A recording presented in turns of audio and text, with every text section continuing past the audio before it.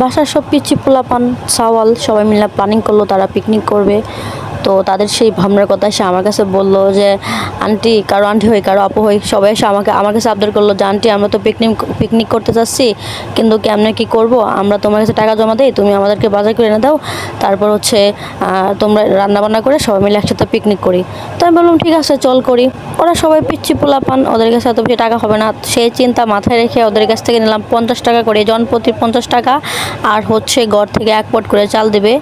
তো আমরা প্ল্যানিং করলাম যে খিচুড়ি রান্না করে খাবো, শর্টকাটে যা রান্না করা যায়, ডাল চালে খিচুড়ি আর হচ্ছে মুরগির মাংস। তো এখানে আমরা মুরগি নিয়ে আসলাম, বাজার নিয়ে আসলাম, সব কাটা বাছা করে এদিকে ভাবি রান্না করতেছে। আর মুরগির পরিমাণটা খুব কম, যেহেতু টাকা কম নিছি সেজন্য মুরগি 1.5 কেজি ওজনের একটা মুরগি আনা হয়েছে, সেখানে মাংসের পরিমাণ খুব কম। আর এখানে রান্নাটা শেষ হয়ে গেছে। ভাবি অনেক সুন্দর রান্না করতে পারে, এটা হচ্ছে আমার ভাবি রান্না করতেছে, ভাবি আমাদের অনেক হেল্প করতেছে। আমরা সংখ্যায় মোট ছিলাম 10 জন। আমাদের ঘর থেকে আমি, শ্যামলী, শরীফা, আমার ছোট ভাই সজীব, আমরা 4 জন।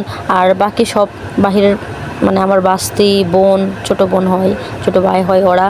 আর এখানে রান্না শেষ করার পরে কিছুটা আলগা করতেছে, একটা বোলের মধ্যে বাড়তেছে।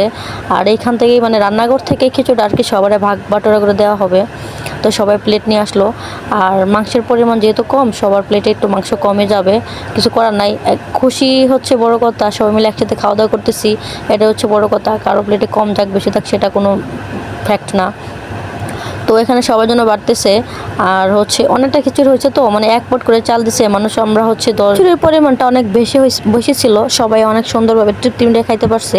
তো আমি আমার ভাগের যেটা ছিল সেটা নিয়ে আমি রুমে চলে আসছি, আর আমি একটা বড় ইয়াতে নিয়ে খাইতে বসছি। আর হচ্ছে ওইদিকে আমার ছোট ভাই বসে বসে খাচ্ছে।